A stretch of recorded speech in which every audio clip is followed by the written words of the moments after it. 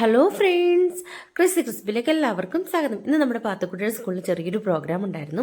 Food fest ആണ്. High school മുതൽ higher secondary വരെയുള്ള കുട്ടികൾ അപ്പോൾ ഉണ്ടാക്കി കൊടുക്കുന്ന ഒരു ഫുഡും ഉണ്ട്. പിന്നെ കുറച്ച് വീട്ടിൽ നിന്ന് ഉണ്ടാക്കിയിട്ടുണ്ട്. അതിന് മാതാപിതാക്കൾ നല്ലോണം ഹെൽപ്പ്, പേരൻസിൻ്റെയൊക്കെ നല്ല ഹെൽപ്പ് ഉണ്ടായിരുന്നു. പിന്നെ അപ്പോൾ നമുക്കതിൽ പ്രത്യേക ക്ഷണം ഉണ്ടായിരുന്നു. എല്ലാവരും വന്നിട്ട് അത് പങ്കെടുത്തിട്ട് അതിലുള്ള ഫുഡുകൾ വാങ്ങി കഴിക്കുക എന്നുള്ളത് അവർ അനൗൺസ്മെൻറ്റ് ചെയ്തിട്ടുണ്ടായിരുന്നു. അപ്പോൾ നമ്മളതിന് പോയി നമുക്കിഷ്ടമുള്ള ആഹാരങ്ങൾ എന്താണെന്നുള്ളത് കുട്ടിയെടുത്ത് പറയാം. അവരപ്പം തന്നെ അത് അവരെ കൊണ്ട് അവരെന്തൊക്കെയാണ് അവിടെ തരുന്നത് അത് അവർ നമുക്ക് സെർവ് ചെയ്ത് തരുന്നതാണ്.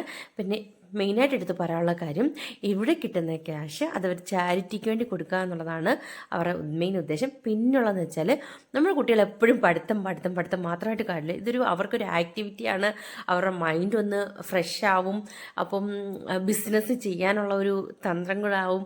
അപ്പോൾ എല്ലാം കണ്ടില്ലേ, ഗുലാബ് ജാമുൻ മുതൽ പാനിപ്പൂരി ഉണ്ട്, നെല്ലിക്ക ഒലൊലിക്ക നാട്ടുകാരിയുണ്ട്, പിന്നുള്ളതെന്ന് വെച്ചാൽ കപ്പയുണ്ട്, മീൻകറി ഉണ്ട്, അതേപോലെ തന്നെ കുബൂസ് ഉണ്ട്, ഷവർമ ഉണ്ട്, മന്തി ഉണ്ട്, ബിരിയാണി ഉണ്ട്.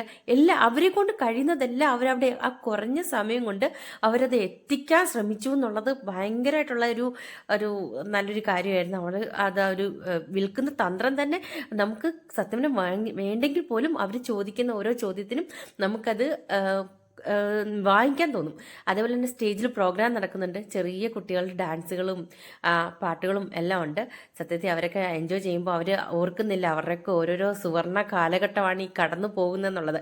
ഇന്ന് ഞാൻ ആ സ്കൂളിലെ കോമ്പൗണ്ടിൽ നിന്നപ്പം ഞാൻ എൻ്റെ ഒരു കലാലയ സമയത്തുള്ളതും അല്ലെങ്കിൽ സ്കൂൾ ലൈഫിലുള്ള കാര്യങ്ങളൊക്കെ ഞാനിന്ന് ഓർക്കുകയായിരുന്നു.